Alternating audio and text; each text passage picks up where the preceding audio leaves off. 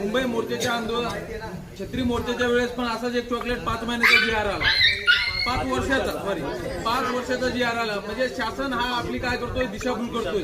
आणि शासनाची पण येणाऱ्या काळामध्ये दादा तुमच्या वतीने एक शब्द देतोय मी, जर शासनाने आमची दखल घेतली नाही तर येणाऱ्या पंचायत समिती ज्या निवडणुका आहेत, ग्रामपंचायत असेल, पंचायत समिती, नगरपालिका, महानगरपालिका ज्या निवडणुका आहेत, हा प्रशिक्षणार्थी शांत बसणार नाहीये.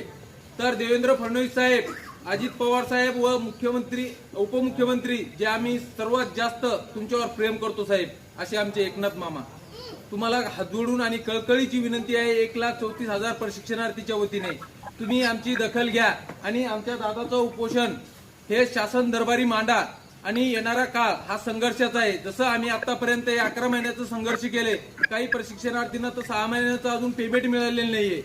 काही प्रशिक्षणार्थी, जसं की मी स्वतः काही, आता मी याच्या अगोदर पण सांगितलं की आमचे प्रशिक्षणार्थी हे दररोजचे रोजमजुरी करतात.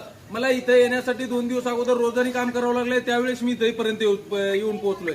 असे उपोषण मोर्चे नका करायला लावू, कारण की आम्ही हा सुशिक्षित आहे आणि सुशिक्षित बेरोजगार आहे. जर हा बेरोजगार झाला ना तर तुम्हाला पण 100% खुर्चीवरून बेरोजगार केल्याशिवाय राहणार नाही. दादा हा शब्द येत्या